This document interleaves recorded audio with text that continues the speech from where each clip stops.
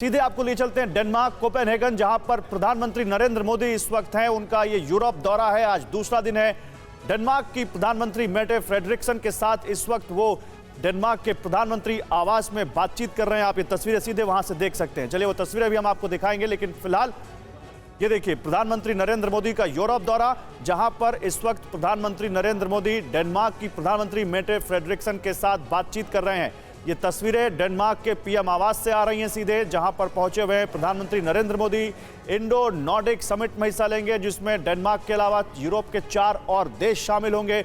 और ये समिट बहुत अहम है, दूसरी समिट है जिसमें प्रधानमंत्री नरेंद्र मोदी शामिल होंगे। फिर से आपको वो तस्वीरें दिखाते हैं। देखिए ये तस्वीरें इस वक्त डेनमार्क से, कोपेनहेगन से आती हुई सीधी तस्वीरें इस वक्त हम आपको दिखा रहे हैं, जहां पर प्रधानमंत्री नरेंद्र मोदी अपने यूरोपीय दौरे के दूसरे दिन आज डेनमार्क की प्रधानमंत्री से मुलाकात कर रहे हैं। बहुत बिजी शेड्यूल है आज प्रधानमंत्री का डेनमार्क में, और वहां पर आज वो न केवल प्रधानमंत्री से मुलाकात तो कर ही रहे हैं, वो डेनमार्क की जो महारानी है उनसे भी मिलेंगे, इंडो नॉर्डिक समिट में भी हिस्सा लेंगे, और फिर वहां के जो बड़े एंटरप्रेन्योर्स हैं, डेनमार्क के जो बड़े कॉरपोरेट्स हैं, उनसे भी मुलाकात करेंगे।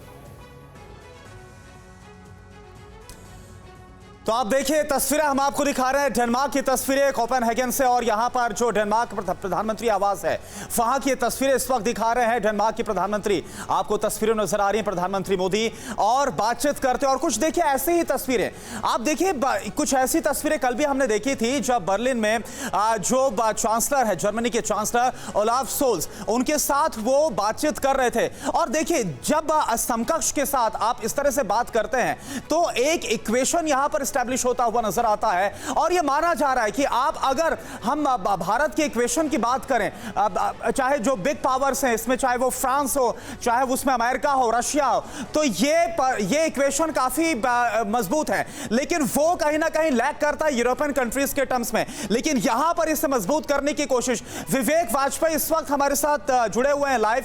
विवेक, हम देख रहे हैं प्रधानमंत्री की जो मुलाकात है, वो जो बातचीत है वो डेनमार्क के प्रधानमंत्री के साथ, और ये माना जा रहा है, कई एक्सपर्ट्स भी बोल रहे हैं कि जो बिग पावर्स हैं, उनके जो लीडर्स हैं, उनके साथ जो प्रधानमंत्री के पर्सनल इक्वेशन है वो कहीं ना कहीं यूरोपियन कंट्रीज में लैक करते हैं, और इस लिहाज से दौरा बहुत अहम है इन इक्वेशन को मजबूत करने के लिए।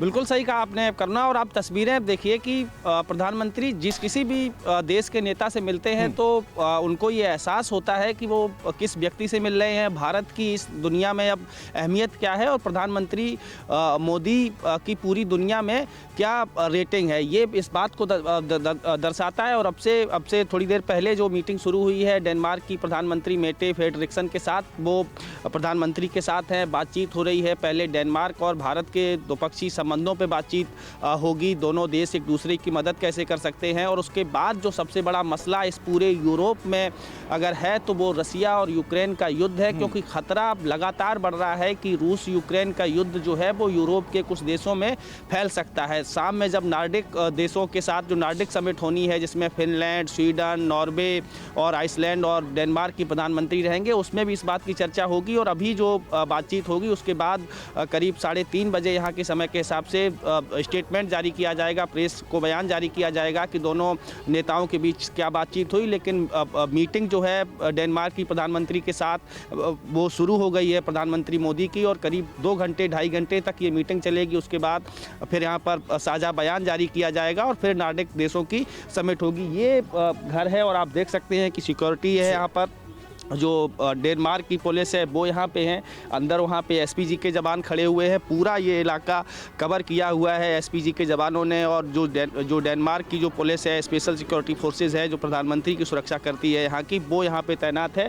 केवल अभी जो अंदर वहाँ पे मौजूद है 2 बड़े नेता हैं, जिसमें डेनमार्क की प्रधानमंत्री मेटे फ्रेडरिक्सन हैं और भारत के प्रधानमंत्री मोदी हैं। बाहर जो आप देख सकते हैं यहाँ पर भारतीय खड़े हुए हैं, प्रधानमंत्री मोदी को देखने के लिए आए थे। प्रधानमंत्री का जब काफिला यहाँ पे आए तो गाड़ी से हाथ हिलाकर उन्होंने लोगों का अभिवादन स्वीकार किया, लोगों ने भारत माता के जिंदाबाद के नारे लगाए। तो ये तमाम चीज़ें हैं जो बताती हैं कि भारत की अहमियत क्या है, प्रधानमंत्री मोदी की पूरी दुनिया में अहमियत क्या है और कितनी उनकी स्वीकार्यता है पूरी दुनिया में। बड़े बड़े नेताओं की रेटिंग इस युद्ध के दौरान या इस युद्ध के पहले कई देशों में ऐसी है कि लोगों की सरकारें वहाँ पे हिलने लगी हैं, लेकिन प्रधानमंत्री मोदी की रेटिंग जो है वो 73% 72% के आसपास है, जो ग्लोबल अप्रूवल रेटिंग लोगों को मिलती है। उसमें सबसे पहले नंबर पर प्रधानमंत्री हैं, तो उसके बाद दुनिया के तमाम बड़े नेता हैं। तो ये अहमियत बताती है भारत की भूमिका। ये जो बातें आप कह रहे हैं ये काफी अहम है, लेकर क्या जो बातें आप कह रहे हैं कि किस तरह से रूस और यूक्रेन के युद्ध के दौरान प्रधानमंत्री का ये दौरा अपने आप में बहुत अहम है। नॉर्डिक कंट्रीज के साथ जो समिट है वो बहुत अहम है। लेकिन भारत और डेनमार्क की बात करें तो क्या इन दोनों देशों के बीच अहम समझौते होने वाले हैं जो भारत के लिहाज से काफी अहम है? जरा उनके बारे में भी बताइए। डेनमार्क और इंडिया की बात करें अगर देखिए, जो सबसे अहम बात होनी है वो क्लाइमेट को लेकर बातचीत होनी है कि क्लाइमेट चेंज एक आने वाले समय में बहुत बड़ी मुसीबत गौरव बनने वाला है। उसमें डेनमार्क और यूरोप के देश कैसे क्या कर सकते हैं, भारत उनका साथ कैसे दे सकता है, क्या क्या भारत की ज़रूरतें हैं। दूसरी बात यह है कि प्रधानमंत्री यहाँ की बिजनेसमैनों को भारत में इन्वेस्टमेंट करने के लिए इन्वाइट करेंगे। तमाम उन लोगों से भी बातचीत होने की यहाँ पर प्लानिंग की गई है भारतीय विदेश मंत्रालय की तरफ से। जो तीसरी अहम बात होगी कि यूरोप से भारत के संबंध कैसे हो आने वाले समय में। यूरोप की जो ज़रूरतें हैं, खासकर खाने पीने का जो सामान है और तमाम जो ज़रूरी चीज़ें हैं उनको कैसे यूरोप में पहुंचाया जाए, भारत कैसे मदद कर सकता है, डेनमार्क उनकी कैसे मदद ले सकता है। इन तमाम मसलों पर यहाँ पे बातचीत होनी है और वो बातचीत अभी गौरव शुरू हो गई है। करीब 2-2.5 घंटे के आसपास ये द्विपक्षीय बातचीत दोनों नेताओं के बीच चलेगी। उसके बाद फिर साझा बयान जारी होगा। अच्छा, एक और बात है विवेक, जो हम बात कर रहे हैं कि कैसे दोनों देशों के बीच में व्यापार और ज्यादा बढ़ सकता है। आपने कल सुना होगा जब बर्लिन में प्रधानमंत्री बोल रहे थे तब उन्होंने एक बड़ी खास बात बोली थी, जो वोकल फॉर लोकल का भारत में नारा है, कैसे इसको विदेशी धरती पर बुलंद किया जा सकता है जर्मनी में। तो क्या कुछ ऐसा ही अप्रोच हम डेनमार्क में भी देख सकते हैं प्रधानमंत्री का?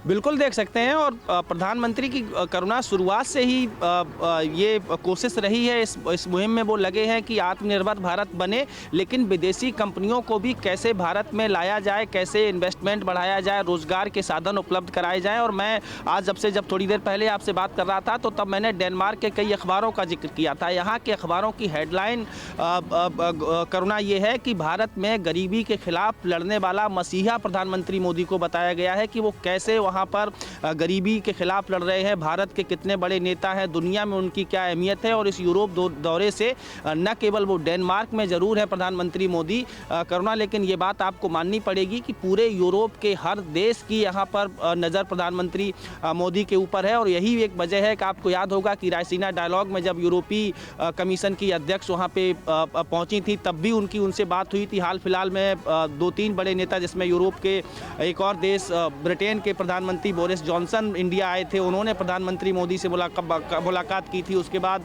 यूरोपीय कमीशन की अध्यक्ष अभी रायसीना डायलॉग में भाग लेने के लिए पहुंची थी। तो तमाम ऐसी वजह हैं जो ये बताती हैं, जो ये साफ करती हैं कि भारत की भूमिका कितनी बड़ी हो गई है इस वैश्विक परिप्रेक्ष्य में। और कोविड के बाद ये ऐसी स्थिति बनी है कि भारत ने दुनिया को दिखाया है कि वो इस महामारी से कैसे लड़ा और दुनिया के तमाम देशों को उसने मदद की, जिसमें यूरोपीय कई कंट्री थे जहाँ पे जो कोविड की जो वैक्सीन थी वो भेजी गई। तो वो तमाम सारी बातें थीं जो आज यहाँ पर अब सामने आएंगी। और ख़ास बात यह है कि जो बढ़ते भारत की जो ताकत है उसको पूरी दुनिया पहचान रही है। यूरोप पहचान रहा है, अमेरिका पहचान रहा है, रूस पहचान रहा है और आज इन तमाम मसलों पर यहाँ पे बातचीत चल रही है, जिसमें सबसे बड़ी बात जो यहाँ पे बताई गई है कि क्लाइमेट चेंज को लेकर दोनों देशों के बीच प्रधानमंत्री मोदी और एक और बात है विवेक, जो क्लाइमेट चेंज है, इंडो नॉर्डिक जो समिट होगी, विवेक जो इंडो नॉर्डिक समिट होगी इसमें क्लाइमेट चेंज, तकनीक, तमाम मसले हैं जो काफी फोकस में रहेंगे। लेकिन एक और खास बात है, ग्रीन एनर्जी, रिन्यूएबल एनर्जी, इसको लेकर एक बड़ा फोकस है।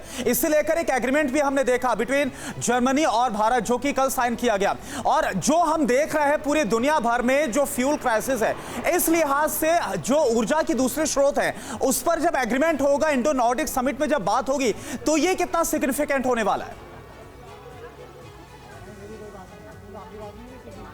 देखिए ग्रीन एनर्जी आने वाले समय में बड़ा चैलेंज इसलिए होने वाला है क्योंकि आप इस संकट को रूस यूक्रेन का संकट कोरोना हर वजह बन रही है, हर संकट की वजह बन रही है। और उसकी वजह यह है कि जब नॉर्डिक देशों के साथ जब समिट होगी, नॉर्डिक समिट, तब फिनलैंड और स्वीडन के राष्ट्राध्यक्ष भी उस मीटिंग में मौजूद होंगे। और ये वो देश हैं जो रूस के अगले टारगेट बताए जा रहे हैं। दोनों देश नाटो की मेंबरशिप लेने के बहुत करीब है। फिनलैंड की तरफ से तो ऐलान किया गया है कि वो 12 मई को इस बात का औपचारिक रूप से ऐलान कर देगा कि वो नाटो की मेंबरशिप लेगा। ग्रीन एनर्जी तमाम वजहों पे बातचीत होगी, लेकिन मेरी जानकारी जो है उसके मुताबिक जब नॉर्डिक समिट होगी उसमें दोनों स्वीडन और फिनलैंड के जो राष्ट्राध्यक्ष हैं वो प्रधानमंत्री से रूस और यूक्रेन के मुद्दे पे बात करेंगे। भारत आपके पास आते रहेंगे विवेक, बहुत अहम जानकारी आप दे रहे हैं और ये जानकारियां इस लिहाज से भी बहुत अहम है क्योंकि प्रधानमंत्री इस वक्त डेनमार्क में न केवल